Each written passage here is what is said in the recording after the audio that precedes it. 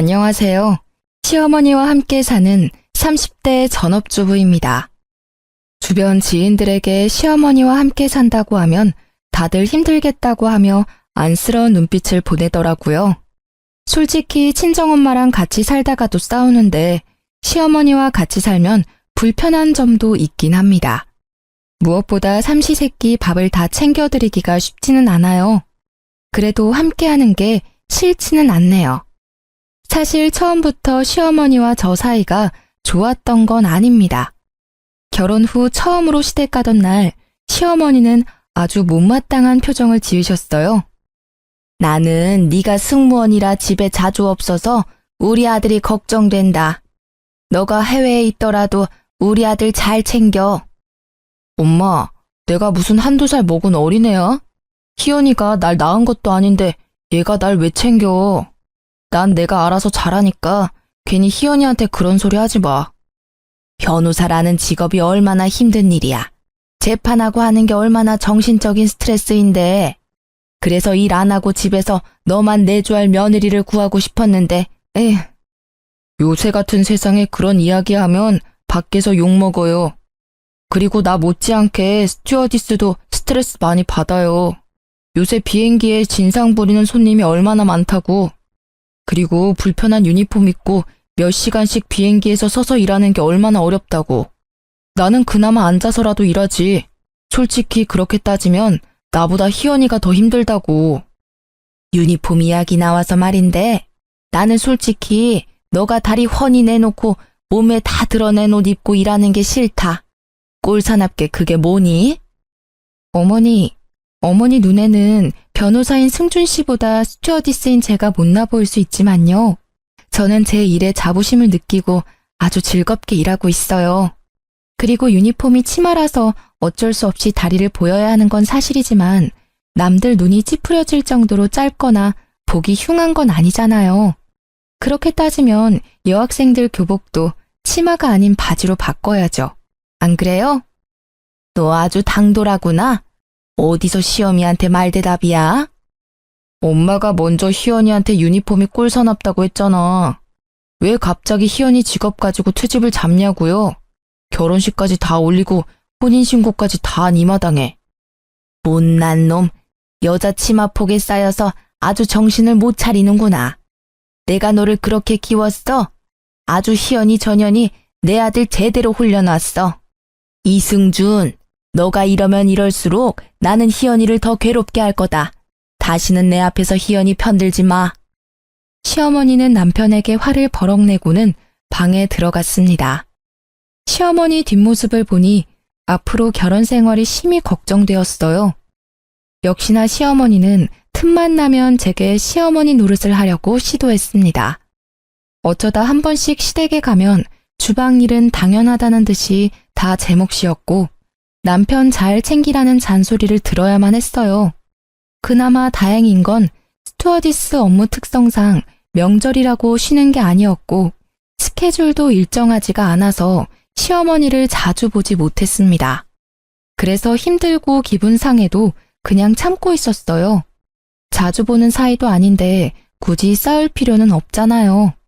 무엇보다 남편이 중간 역할을 잘해줘서 제가 굳이 시어머니와 다툴 일이 없었답니다. 그러던 어느 날이었어요. 막 비행을 마치고 사무실에서 쉬는데 시어머니한테 전화가 왔습니다. 너는 며느리란 게 얼굴 보기도 힘드냐? 남들은 며느리랑 손잡고 쇼핑도 가고 영화도 보러 가고 맛있는 음식 먹으러 간다던데 나는 이게 뭐냐?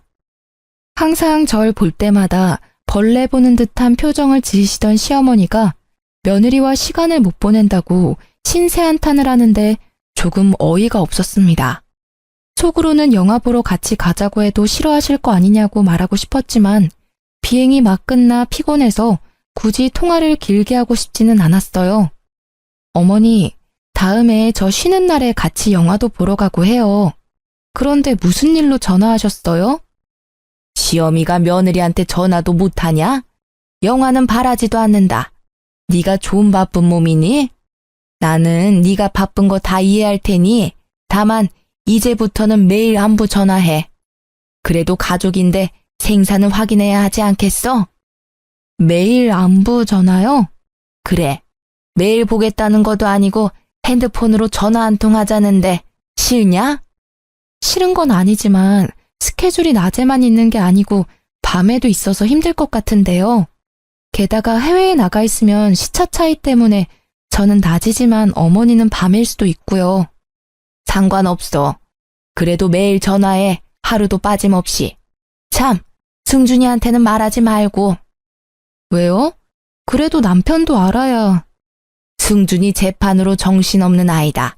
하차는 집안일 따위 신경 쓸 아이 아니라고. 절대 이야기하지 마. 괜히 떠벌려서 승준이가 신경 쓰이게 한다던가 하루라도 안부 전화 빠지면 혼날 줄 알아. 다음날 시어머니가 시킨 대로 아침에 출근하며 안부 전화를 했습니다. 그래, 말 들으니까 보기 좋구나. 아침에 출근하면서 우리 아들 밥은 먹였니? 승준 씨 아침에 밥 먹으면 소화가 안 된다고 해서 미숫가루에 토스트 정도만 해서 먹어요. 그래서 오늘도 미숫가루 먹고 출근했어요. 무슨 소리야? 우리 승준이 나랑 있을 땐 아침밥 다 챙겨 먹고 갔는데. 미숫가루에 빵 쪼가리 먹고 어떻게 하루를 버티니? 너는 네가 해외에 나가 있을 동안 승준이를 못 챙기면 한국에 있을 때만이라도 밥을 잘 챙겨야 할 거 아니냐? 우리 승준이 어디 아프기라도 하면 어쩌려고? 승준 씨가 어머니와 같이 살았을 때 하도 먹고 가라고 해서 어쩔 수 없이 먹긴 했는데 온종일 속이 더부룩해서 고생했다고 하더라고요. 그래서 저랑 결혼 후에는 미숫가루에 간단한 빵 먹고 출근해요. 내가 이래서 너한테 매일 안부 전화를 하라는 거야. 승준이 머리 쓰는 일이라 스트레스도 많을 텐데 그리 부실하게 먹어서 걱정되는구나. 어제 저녁 때는 승준이 뭐 먹였어? 승준 씨가 어제 늦게 끝나고 와서 간단히 치킨 시켜 먹었는데요. 치킨을 시켜 먹어? 가게에서 어떤 기름에다가 튀긴지도 모르는 그런 음식을 먹였단 말이야? 그깟 치킨 그냥 닭 한 마리 사다가 기름에 튀기면 되는 거를 왜 굳이 사다 먹여? 그래서 우리 승준이 힘이 나겠니? 안 되겠다. 오늘 내가 사골 끓여서 집에 가마. 내일 아침부터 승준이 사골국에다가 말아서 밥 잘 먹여라. 알겠니? 그날 밤 시어머니는 정말로 사골국을 한솥 끓여서 왔지만 남편은 좋아하지도 않는 사골국을 왜 끓여왔냐고 하더라고요. 당연히 남편은 다음날 사골국을 먹지 않았습니다. 그 뒤로도 매일 안부 전화를 했고 그때마다 시어머니는 아들 걱정뿐이었어요. 며칠 뒤 그날은 런던 비행 스케줄이 잡힌 날이었고 시차 때문에 전화 못할 수도 있어서 시어머니한테 미리 말했습니다. 시차는 무슨 상관없다. 오늘 다른 나라 도착하자마자 꼭 전화해라. 솔직히 네가 거기서 다른 남자를 만나 불륜을 저지를 수도 있잖아. 나는 널 못 믿으니 목소리라도 들어야겠다. 시어머니의 말도 안 되는 억지에 기분이 확 상했습니다. 그렇게까지 절 못 믿겠다고 하시니 한국 시각이 몇 시가 되든 간에 도착하자마자 전화해야겠다는 생각이 들었어요. 한국에서 런던까지 12시간가량 비행을 마치고 한숨 돌리니 런던 현지 시각이 오후 7시였고 곧바로 안부 전화했더니 받지 않았습니다. 그때 한국 시각은 새벽 3시, 깊은 잠을 잘 시간이었거든요. 그냥 끊으려다가 시어머니의 막말이 떠올라 다시 전화를 걸었습니다. 이번에는 잠에 취한 목소리로 전화를 받더라고요. 지금 몇 시인데 전화질이야? 어머, 한국은 새벽인가 봐요. 여기 런던은 오후 7시거든요. 어머니, 저 지금 도착했다고 전화 건 거예요. 이제 숙소에서 짐 풀고 자려고요. 한 번 안 받으면 자는가 보다 하고 말아야지. 왜 2번이나 해서 사람 잠을 깨워? 겨우 잠들었는데. 제가 다른 남자 만나 불륜 저지르면 어떡하냐고 하셨잖아요. 걱정이 너무 크셔서 전화했어요. 제 걱정 때문에 잠도 제대로 못 주무시나 봐요. 숙소에는 여자 스튜어디스만 있으니까 제가 불륜을 저지른다는 걱정하지 마세요. 아유, 내가 말을 말아야지. 시어머니는 전화를 끊었고 그 뒤로 다시는 전화하라는 말은 하지 않았습니다. 어느덧 결혼한 지 2년이 되었고 그 무렵 대유행 바이러스가 전 세계로 퍼졌어요. 해외여행이 중단되면서 스튜어디스 대부분이 해고당했고 저 역시 마찬가지였습니다. 게다가 신혼집 전세가 만기가 되었고 집주인이 들어와 산다고 해서 집을 새로 구해야만 했어요. 그런데 집값이 너무 비싸고 저까지 해고당해서 경제적으로도 힘들었습니다. 다시 새로운 일을 구하려 했지만 경기도 어렵고 코로나라는 상황 때문에 사람을 새로 뽑는 곳이 거의 없었어요. 이렇게 막막한 날들을 보내던 중 남편이 진지하게 할 말이 있다고 하며 다가왔습니다. 요새 엄마가 많이 우울해하셔. 혼자 계셔서 더 걱정도 되고. 그래서 말인데 우리 전세도 끝났고 집값이 너무 비싸서 구하기도 힘든 상황이니 엄마랑 같이 사는 건 어때? 사실 시어머니는 아들 부심이 아주 대단했습니다. 시아버지는 남편 어릴 때 돌아가셨고 시어머니 혼자 남편을 키워서 변호사를 만든 거였거든요. 다행히 시어머니 집안이 원래 잘 살아서 혼자 키워도 경제적인 어려움은 없었다고 들었습니다. 반면 저는 부모님이 두 분 다 돌아가셨어요. 제가 중학교 때 엄마가 병으로 돌아가시고 아빠는 저와 남편이 연애할 때 돌아가셨습니다. 그래도 아빠가 회사 생활을 열심히 하셔서 경제적으로 부족하지는 않았어요. 이렇게 부모님이 두 분 다 계시지 않고 제가 남편처럼 사짜 가진 직업을 가지지 못해서 시어머니는 계속 절 탐탁지 않게 생각했거든요. 이런 상황에서 남편이 같이 살자고 하니 고민이 돼서 쉽게 말을 하지 못하고 있었습니다. 물론 당신이 힘들기는 하겠지만 내가 중간 역할 잘할게. 그동안 시어머니가 구박할 때마다 남편이 먼저 화를 내고 아닌 건 아니라고 딱 잘라주었습니다. 그래도 어쩌다 한번 보는 것과 같이 사는 것은 많이 다르잖아요. 고민이 되더라고요. 진지하게 생각해 볼게. 아무래도 며느리가 시어머니랑 같이 산다는 게 쉽게 결정할 문제는 아니잖아. 맞아, 절대 쉽지 않지. 그런데 금전적으로나 여러 가지 상황으로나 이게 아무래도 가장 좋은 길인 것 같아서 나는 당신 의견을 전적으로 따를 테니까 잘 고민하고 알려줘. 그 뒤로 합가 문제로 몇 날 며칠 고민했고 결국 합가를 결심했습니다. 당장 돈이 없기도 하고 무엇보다 시어머니가 매일같이 남편에게 전화해서는 우울하다며 울더라고요. 제가 부조리한 상황에서 참고만 사는 성격도 아니고 남편도 중간 역할 잘하겠다고 하니 남편 믿고 시댁에 들어가게 되었죠. 그렇게 처음으로 시댁에 들어간 날 시어머니는 같이 살게 돼서 좋다며 음식을 많이 준비해놨더라고요. 그런데 밥과 국을 시어머니 본인과 남편 것 이렇게 딱 2인분만 준비한 거 있죠? 어머니, 왜 제 밥과 국은 없어요? 나이 들어봐라. 맨날 하던 밥도 제대로 못하겠다. 그리고 내가 너 밥이랑 국도 차려줘야 하니? 밥통도 비워졌고 저기 쌀도 있으니까 네가 알아서 해먹어라. 어차피 밥, 국 하는 김에 조금 더 하면 되지. 그리고 내 밥은 차려주면서 며느리 밥은 왜 못 차려줘? 며느리 옆에 있다고 구박하거나 뭐라고 하지 마. 남편은 자리에서 일어나 밥그릇과 국그릇을 가져와 자신의 밥과 국을 덜어주었습니다. 그래서 저도 같이 먹기 시작하는데 시어머니가 고기와 같은 반찬을 다 남편 쪽으로 밀어넣더라고요. 보니까 제 앞에는 김치뿐이었고 남편 앞에는 고기에 제철 나물에 생선 반찬이 있었습니다. 엄마, 나도 팔 다 닿아. 식탁 모서리에 있어도 내가 팔 뻗어서 먹을 수 있다고. 도대체 왜 그래? 며느리 왔으니까 무슨 시어머니 노릇이라도 하겠다는 거야? 왜 희연이는 먹기 힘들게 모든 반찬을 다 내 앞에다가 놓냐고. 이게 아들을 생각하는 엄마 마음이다. 니는 아직 네 자식 안 낳아봐서 몰라. 내 자식 고기 한 점, 생선 한 점이라도 먹이고 싶은 내 마음이라고. 넌 알지도 못하면서. 엄마가 이러면 너무 부끄러워. 그러니까 이러지 마. 만약에 계속 이러면 나 희연이 데리고 월세방이라도 들어가서 살 거야. 알겠어요? 알았다, 알겠어. 아유, 너 무서워서 괴롭히겠냐? 아들 키운 거 소용없다니까.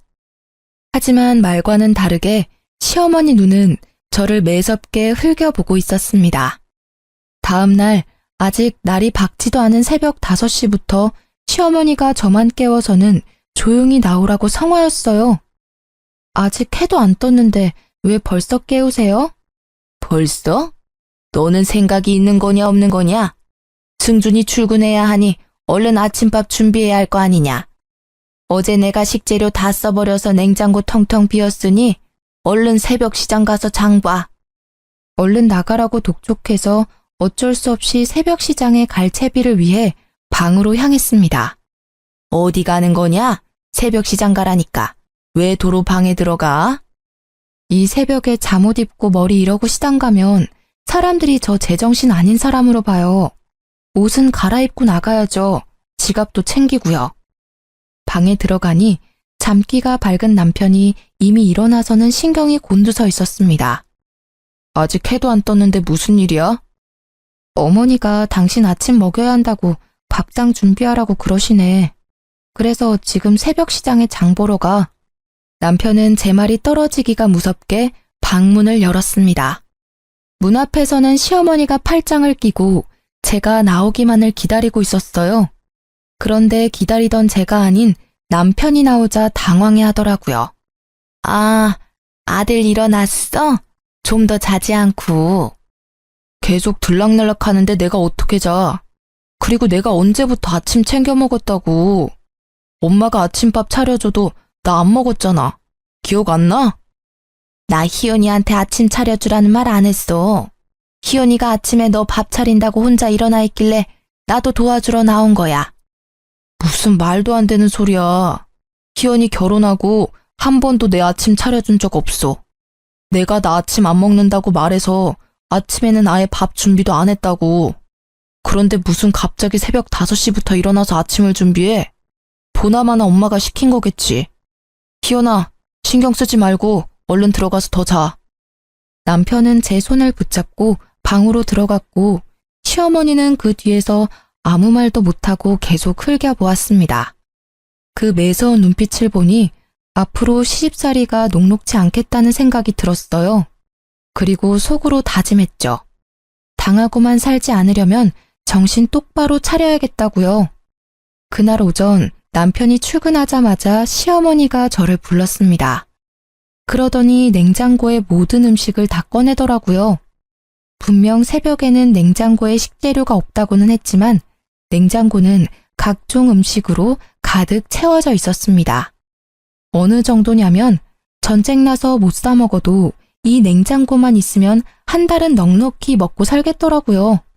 사실 남편이 그동안 그렇게 버리라고 했지만 시어머니는 언젠간 다 쓸모 있다며 절대 버리지 않았습니다. 이제야 다 꺼냈네.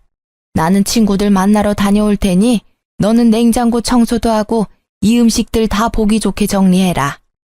음식들 있을 때는 몰랐는데 보니까 냉장고 구석구석 음식 국물 같은 게 많이 묻었더라. 하나도 남김없이 깨끗하게 닦아놔. 알겠니? 이 말을 남기고 시어머니는 나갔습니다. 냉장고를 열어보니 김치 국물은 기본이고 각종 음식물 찌꺼기에 벌레 사체까지 있더라고요. 그동안 이런 냉장고에서 나온 음식으로 요리를 했다고 생각하니 속이 울렁거릴 지경이었습니다. 고무장갑을 끼고 1시간가량을 수세미로 문지르고 행주로 닦아가며 청소했네요. 그리고 다시 식재료들을 넣으려는데 식재료들이 하나같이 먹을 수 없는 음식들이었습니다. 언제 산지도 모르는 돌덩이 같은 김밥, 뚜껑만 열어도 신냄새가 코를 찌르는 김치, 색이 이미 이상하게 변한 나물까지 뭐 하나 제대로 쓸만한 게 없어 보였어요. 어차피 먹을 수도 없으니 음식물 쓰레기로 버려버렸습니다. 그렇게 정리를 마치고 간단히 라면으로 아침 겸 점심을 먹었어요. 그날 오후 시어머니가 식재료를 한가득 들고 왔습니다. 내가 시킨 일은 다 했어? 냉장고 검사 좀 하자. 냉장고 문을 연 시어머니는 화를 내기 시작했습니다. 냉장고가 왜 텅텅 비었어? 다 버린 거야? 너 내가 일 시켰다고 반항해? 반항이 아니라 아무리 봐도 제가 보기엔 먹을 수 없어 보이던데요. 돌덩이 같은 김밥에 완전 신김치에 나물도 다 상해서 버렸죠. 왜 못 먹어? 다 먹을 수 있었어. 생각이 아무리 없어도 그렇지 귀한 음식들을 죄다 내다 버리면 어떡하니? 이렇게 음식 다 버리면 벌 받아. 상하고 오래된 음식을 누가 먹어요? 그거 먹었다가는 식중독 걸리고 장염 걸려요. 절대 먹으면 안 된다고요. 야, 너보다 내가 더 요리 많이 했어. 내가 더 잘한다고. 그런 음식 먹어도 괜찮아. 안 죽어. 시어머니가 한창 제게 일장 연설을 하고 있는데 남편이 집에 들어왔습니다. 그런데 남편이 들어오는 소리에 시어머니가 목소리가 싹 변하더라고요. 얘야, 아무리 그런다고 그걸 다 버리면 어쩌니? 다 먹을 수 있는 음식이었는데. 그러니까 내가 같이 하자고 했잖아. 다음에는 힘들게 혼자 하지 말렴. 우리 아들 왔니? 오늘도 고생했다. 불과 몇 초 전까지만 해도 절 쥐잡듯이 잡던 시어머니가 갑자기 나긋해지는데 뮤지컬 지킬 앤 하이드의 한 장면을 보는 줄 알았습니다. 무슨 일이야?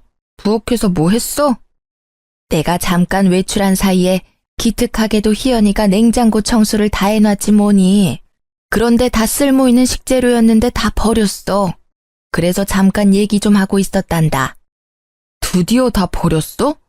아, 나도 너무 오래된 음식들이 많아서 다 정리하고 싶었는데 잘 됐네. 여보, 오늘 너무 고생했어. 냉장고에 먹거리도 없으니까 오늘 외식하자. 외식하자고? 그냥 집에서 해먹지.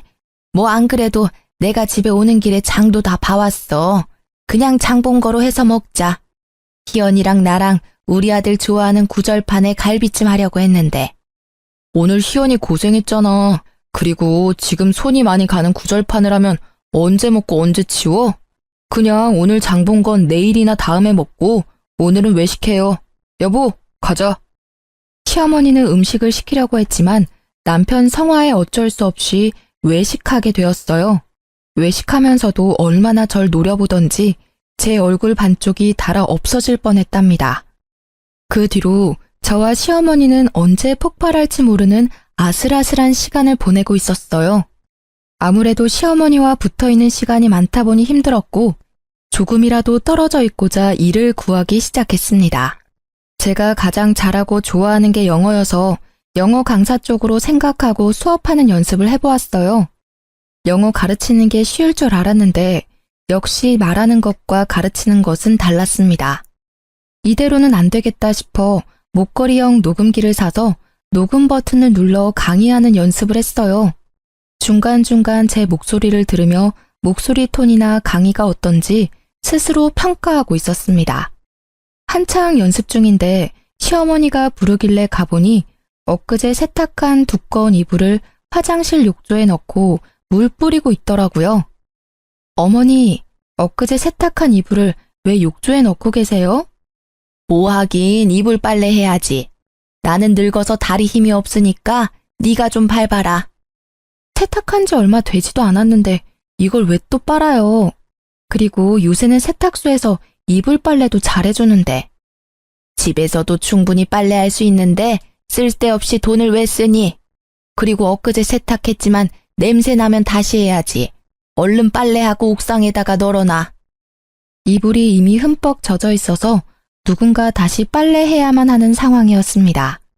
당연히 빨래할 사람은 저였고요. 그렇게 생각지도 못하게 이불을 밟은 지 1시간이나 지났으려나요? 시어머니가 또 저를 불렀습니다. 이불 빨래는 조금 있다가 하고 밥부터 해라. 배고프구나. 거실에서 TV만 보고 있던 시어머니가 직접 하셔도 될 듯한데 굳이 밥을 차리라고 하셨습니다. 속에서 팔팔 끓는 분노를 참으며 부엌으로 음식을 준비했어요. 다행히 밑반찬이 꽤 있었고 점심때 한밥이 꽤 많아서 금세 상을 차릴 수 있었습니다. 상을 차리고 시어머니와 같이 먹으려고 자리에 앉으니 제 수저를 치워버리는 게 아니겠어요. 너는 지금 이불 빨래 해야지 어디 앉아서 밥을 먹으려고 해. 지금 한가하게 밥 먹을 시간이 있어? 안 그래도 갑자기 이불 빨래를 시켜서 짜증났는데 이 소리까지 들으니 기분이 더 좋지 않았고 밥맛도 뚝 떨어졌습니다. 어차피 기분 좋지 않을 때 밥 먹으면 체하니 알겠다고 하고 화장실로 가서 다시 이불 빨래를 시작했어요. 그렇게 10분 정도 지났으려나요? 이불이 시어머니라고 생각하며 연락에 밟고 있는데 남편이 왔습니다.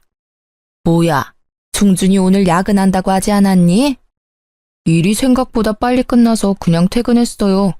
그런데 여보, 그 이불 엊그제 내가 빨아서 옥상에다가 널어둔 건데 왜 또 빨고 있어? 아유 참, 내가 밥 먹고 같이 이불 빨래 하자니까 나 힘들다고 굳이 꼭 혼자 하려고 하네. 희연아, 나 밥 다 먹었으니까 이제 너도 가서 밥 먹어라. 내가 마무리할게. 설마 엄마가 희연이한테 시킨 거야? 저 이불 내가 널었다고 희연이한테도 분명 말했는데? 내가 설마 며느리한테 이불 빨래 시켰겠니? 희연이가 이불이 잘못 말려졌는지 냄새가 난다고 이불 빨래를 하겠다잖아. 그냥 세탁소에 맡기자니까 끝까지 싫다고 하고. 어머니, 무슨 말씀이세요? 저 방에 있는데 어머니께서 저를 부르셨잖아요. 이불 빨래 하라고요. 예, 내가 언제 그랬다 그래? 왜 생사람을 잡니? 시어머니는 남편 앞에서 딱 잡아떼며 아니라고 했습니다. 순간 제 목에 걸린 녹음기가 생각났어요. 사실 아까 강의 연습한다고 녹음 버튼을 누르고 아직 꺼두지 않았거든요. 그래서 녹음기를 켜서 남편과 시어머니한테 들려주었습니다. 녹음기에는 아주 명확하게 시어머니가 이불 빨래를 시킨 대화가 다 녹음되어 있었고, 다 들은 남편이 시어머니한테 화를 냈어요. 엄마가 희연이한테 이불 빨래 시켰네. 더러워진 이불도 아니고 엊그제 빨래한 이불을 왜 또 빨라고 그래요? 남편 말에 시어머니는 아무 말도 하지 못했습니다. 빼도 박도 못할 명확한 증거가 있으니 오리발도 못 내밀더라고요. 엄마, 기분 나쁘게 생각하지 말고 들어요. 내가 정말 엄마가 걱정돼서 그래. 요새 엄마가 화도 많아진 것 같고 자주 깜빡깜빡 하는 것 같아. 내 친구 부모님이 엄마처럼 화도 많이 내고 말이 자주 바뀌는 증세를 보이다가 뭔가 이상해서 병원 검진 받으니까 치매였대. 나 지금 엄마가 치매가 아닐까 너무 걱정돼. 한번 검사 받아보자. 치매는 무슨, 아니야, 나 괜찮아. 아주 건강하다고. 남편은 진지하게 시어머니의 치매를 의심하고 시어머니는 아니라고 했습니다. 당연히 아니겠죠. 그저 저를 괴롭히고 싶은 거니까요. 며칠 뒤, 그날은 시어머니 생신을 앞둔 평일이었습니다. 남편이 출근하자마자 시어머니가 부르더라고요. 토요일이 내 생일인 거 알지? 그래서 오늘 내 친구들 집으로 초대했다. 점심때 온다니까 음식 준비해라. 오늘이요? 저 음식도 잘 못하는데 그걸 지금 말씀해 주시면 언제 준비해요? 그래서 내가 장은 다 봐놨어. 냉장고에 보면 갈비찜이랑 구절판, 잡채, 나물, 삼색전 할 수 있도록 식재료 다 있다. 지금부터 준비하면 딱 맞게 끝나겠네. 어머니, 전 정말 못해요. 그냥 배달시켜요. 솔직히 제가 잘하지도 못하는 요리에서 어머니 부끄러워지느니 그냥 깔끔하게 배달시키는 게 낫잖아요. 시간도 절약되고요. 배달 같은 소리 하고 있네. 야, 집에 다들 오겠다는 이유가 뭔데? 며느리 손맛 보고 싶어서 그런 거 아니야. 그런데 배달시켜 먹는 게 말이 돼? 그럴 거면 그냥 나가서 사 먹고 말지. 헛소리 집어치우고 요리 시작해. 시어머니 성화에 어쩔 수 없이 알겠다고 했습니다. 그래서 음식을 하기는 했는데 간을 잘 못 맞추겠더라고요. 뭔가 짠 것 같기도 하고 싱겁기도 한 것 같은 게 도무지 뭘 어찌 해야 할지 몰랐습니다. 어차피 이 음식들은 시어머니와 친구들이 드시니까 시어머니한테 간을 부탁했어요. 어머니, 제가 도무지 간을 못 맞추겠네요. 간 좀 한번 봐주시겠어요? 너는 전업주부라는 애가 기본적인 간도 못 보면 쓰냐? 갈비찜에는 간장 좀 더 넣고 나물에는 소금 좀 더 넣어라. 그리고 국은 또 왜 이리 짜? 물 좀 더 넣어. 잠시 후 시어머니 친구들이 집에 왔고 긴장되는 마음으로 상을 차렸습니다. 걱정이 되긴 했지만 시어머니가 간을 봤으니 괜찮으리라 생각했어요. 그런데 한 입씩 맛보던 시어머니 친구들이 오묘한 표정을 지었습니다. 갈비찜은 좀 짜네. 국은 또 싱겁고. 음식이 왜 이러지? 그래? 맛이 좀 이상하긴 하네. 얘, 너 도대체 간을 어떻게 한 거야? 전업주부가 이깟 간 하나 맛깔나게 못 맞추면 뭐하러 사니? 똑바로 못해? 시어머니는 친구들 말에 민망했는지 괜히 큰 소리를 내셨고 아침부터 열심히 일했지만 오히려 욕만 얻어먹은 저는 화가 났습니다. 이거 다 어머니가 직접 간 보신 거잖아요. 저는 어머니가 하라는 대로 했는데요. 뭐야? 네가 잘못해놓고 왜 나한테 뒤집어 씌워? 뒤집어 씌우는 게 아니라 맞는 말을 한 것뿐이에요. 저는 애초에 음식 잘 못한다고 했고 그래서 어머니가 직접 간을 보신 거잖아요. 이 년이 지금 어른들 앞에서 두 눈 똑바로 뜨고 대들어? 시어머니는 화를 이기지 못하고 식탁에 있던 구절판과 갈비찜을 그대로 저한테 부어버렸습니다. 다행히 갈비찜이 뜨겁지는 않았지만 갈비찜 소스가 눈에 들어가서 눈이 따가웠어요. 그래서 눈도 제대로 못 뜨고 걷다가 실수로 국을 시어머니 친구의 옷에 쏟아버렸습니다. 야, 너 정신 안 차려? 어떻게 내 친구 옷에 국을 쏟아? 어머니가 갈비찜을 제 얼굴에 부어서 그러는 거잖아요. 그러게 왜 갈비찜을 붓고 난리세요? 예, 희자야. 이러다가 며느리 잡겠다. 난 괜찮으니까 신경 쓰지 말고 그만해. 아니야. 이런 버릇없는 년은 아주 혼쭐을 내야 해. 그만하라고. 이러면 내가 미안해지잖아. 며느리야, 난 괜찮으니 신경 쓰지 말고 일단 너 얼굴 먼저 닦아라. 아니다. 우리 그냥 돌아가야겠어. 오늘은 날이 아닌 것 같네. 희자야, 우리 다음에 따로 보자. 결국 시어머니 친구들은 집에 가버리고 시어머니는 불같이 화를 냈어요. 그깟 갈비찜 소스 눈에 좀 들어갔다고 그렇게 생난리야? 너 때문에 내 친구들 기분 다 상해서 갔잖아. 내가 못 살아. 요리도 못해 성격도 안 좋아. 이딴 거를 내가 며느리로 뒀다. 아이고 내 팔자야. 얼른 이거나 다 치워. 갈비찜 소스를 뒤집어 쓴 저는 일단 씻고 싶은 마음에 화장실로 가니 시어머니가 부엌부터 치우라고 난리였습니다. 그때 회사에 간 남편이 중요한 서류를 두고 왔다면서 집에 왔어요. 그런데 부엌은 난리가 났고 저는 음식물을 뒤집어 쓰고 있으니 남편이 깜짝 놀라 비명을 지르더라고요. 이게 어찌된 일인지 물었습니다. 집안 꼴이 왜 이래? 당신은 왜 갈비찜을 뒤집어 쓰고 있어? 방금 어머니 친구들이 왔다 가셨는데 어머니가 승준아, 내가 늙어서 그런지 손에 힘이 없지 뭐니. 그래서 내가 그릇을 놓쳐서 갈비찜을 우리 며느리 머리에 엎어버렸어. 희연이 놀랐지? 내가 정말 미안하다. 키가 150인 엄마가 160인 희연이 머리에 갈비찜을 엎었다고? 그것도 그릇을 놓쳐서? 남편은 고개를 갸우뚱하더니 부엌 구석으로 갔습니다. 사실 남편은 일이 바빠서 집에 자주 오지 못하는데 치매 의심 증상이 있는 시어머니를 옆에서 볼 수 없으니 걱정이 많았어요. 그래서 시어머니의 정확한 상태를 파악하고자 집에 홈 CCTV를 설치했습니다. 남편이 미리 저에게 말해줘서 알고는 있었으나 시어머니한테는 절대 말하지 말라고 신신당부해서 저도 모른 척하고 있었죠. 다행히 시어머니는 부엌에 거의 오지 않아서 홈 CCTV가 있는지도 몰랐습니다. 남편은 부엌 구석에서 가져온 홈 CCTV를 보더니 걱정스러운 표정을 지었어요. 엄마, 아무래도 치매인 것 같아요. 병원에서 검사해야겠어요. 아니야, 나 치매 아니야. 나 아주 멀쩡하다고. 그런데 왜 이렇게 별일도 아닌데 화를 버럭대고 엄마가 희연이한테 갈비찜을 부었으면서 손에서 놓쳤다고 하면서 말을 바꿔요? 그건... 거봐, 제대로 말도 못하잖아. 치매가 죽을 병도 부끄러운 병도 아니니까 한번 검사라도 받아봐요. 검사 받아서 아니면 다행인 거고 진짜면 요양원이나 요양병원에 도움 받아서 치료하면 되잖아요. 요양원? 아니야. 난 절대 거기 못 가. 안 갈 거야.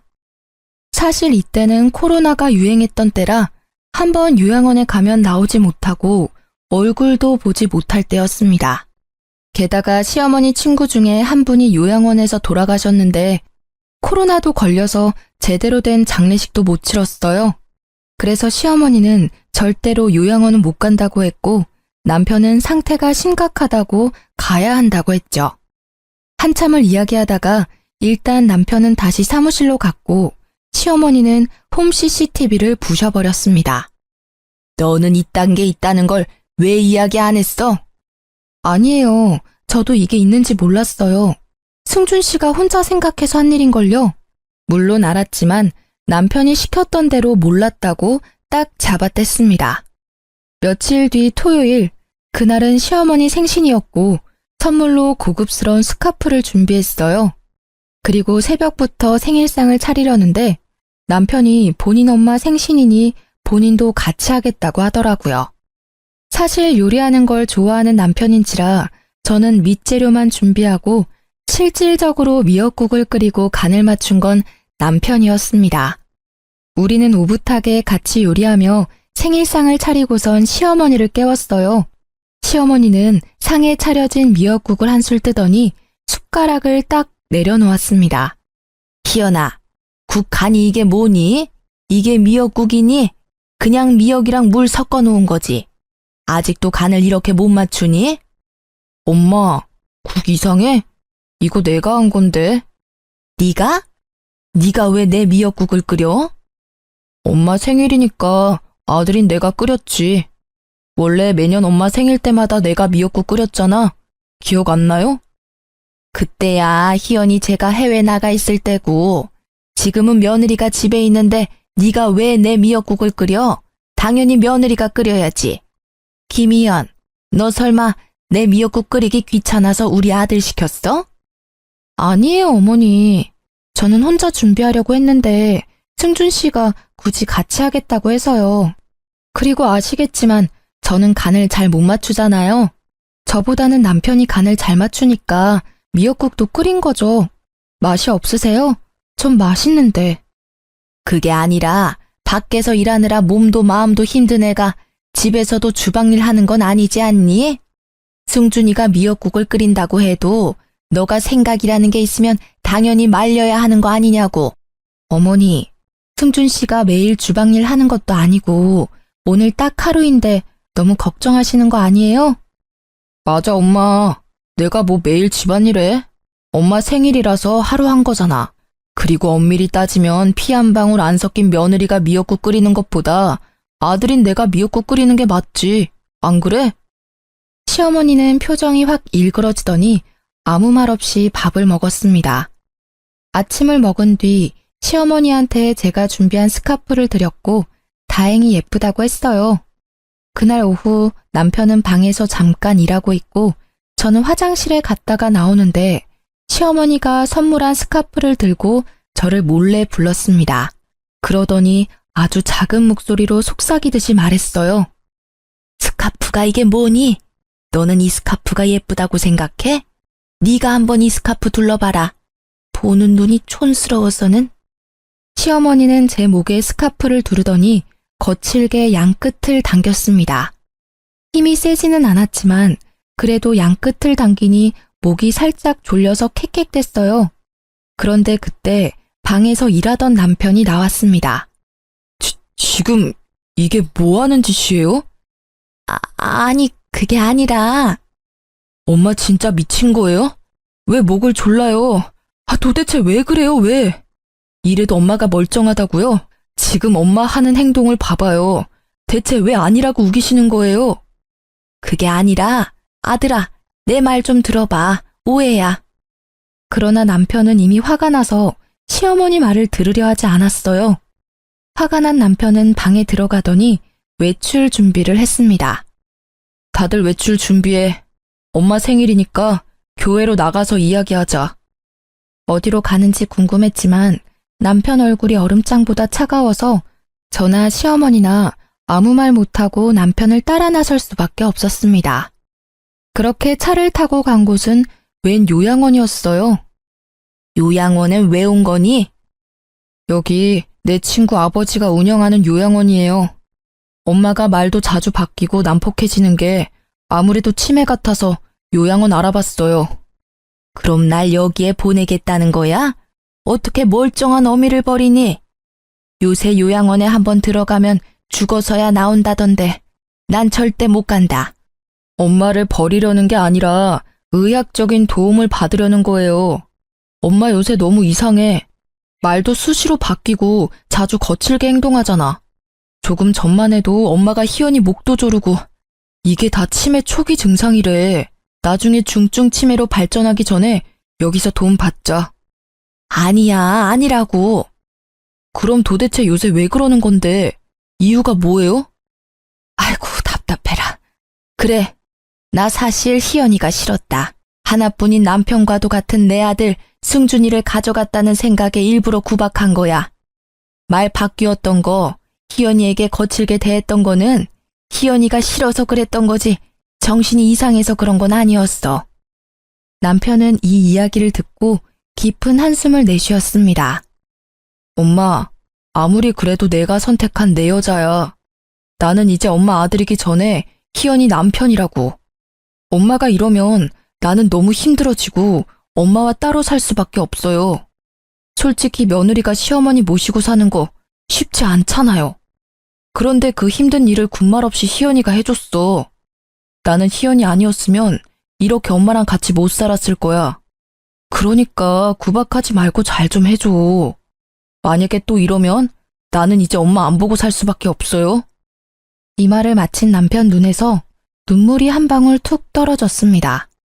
강직하던 남편 눈물에 시어머니도 깜짝 놀랐는지 다시는 그러지 않겠다고 약속했어요. 그 뒤로 시어머니는 저를 괴롭히지 않았고 평화로운 1년이 지났습니다. 저는 영어 강사로 취업했고 남편 변호사 사무실은 더 잘 되고 있었어요. 시어머니도 운동과 취미 활동을 하며 건강히 생활하고 계십니다. 그리고 지난주 시어머니 생신이 있었어요. 이번에는 남편이 일이 많아 새벽부터 저 혼자 시어머니 생일상을 차렸습니다. 이걸 너 혼자 다 차린 거니? 정말 고생 많았다. 고맙게 잘 먹으마. 불과 1년 전까지만 해도 음식 못한다고 그렇게 구박하셨는데 이렇게 고맙다고 말씀해 주시니까 너무 좋은데요. 얘는 부끄럽게 지나간 일을 왜 꺼내니? 희연아, 내가 그동안 너한테 내색은 안 했지만 나랑 같이 살아줘서 정말 고맙다. 어머니, 갑자기 왜 그런 이야기를 하세요? 낯간지러워요. 사실 친하게 지내던 친구 하나가 있는데 그 집 아들 며느리가 멀쩡한데도 그 친구를 요양원에 강제로 입소시켰대. 가끔 나랑 통화하는데 너무 억울해하고 힘들어하고 있더라. 그런 모습을 보니까 이렇게 아들 며느리와 함께 사는 게 얼마나 행복하고 감사한 일인지 느꼈단다. 우리 앞으로 친정엄마와 딸 사이까지는 못하더라도 친한 친척처럼 잘 지내보자. 제 손까지 붙잡으시며 진심으로 말씀하시는데 어지간하면 감동받지 않는데도 눈물이 찔끔 나오더라고요. 그리고 그때 결심했습니다. 시어머니를 진짜 친정엄마처럼 모시고 살기로요. 그날 시어머니와 저는 아주 행복하게 웃으며 세상에서 가장 맛있는 식사를 했네요. 저와 시어머니가 서로 마주보고 편안하게 밥을 먹기까지는 남편 도움이 참 컸습니다. 사실 여기 사연 들어보면 남편이 중간 역할을 못해서 결국 이혼까지 가는 부부가 참 많잖아요. 그런데 남편이 온전히 믿어준 덕분에 시어머니와 함께 살 수 있게 된 듯합니다. 본인도 힘들었을 텐데 중간 역할을 듬직하게 잘해준 제 남편, 승준 씨에게 너무 고맙네요. 이제는 시어머니를 제 친정엄마라 생각하고 극진히 모시며 남은 인생 즐겁게 살겠습니다. 제 사연을 끝까지 들어주신 청취자 여러분도 항상 즐거운 일만 가득하시길 바라며 이야기를 마치려 합니다. 끝까지 들어주셔서 감사해요.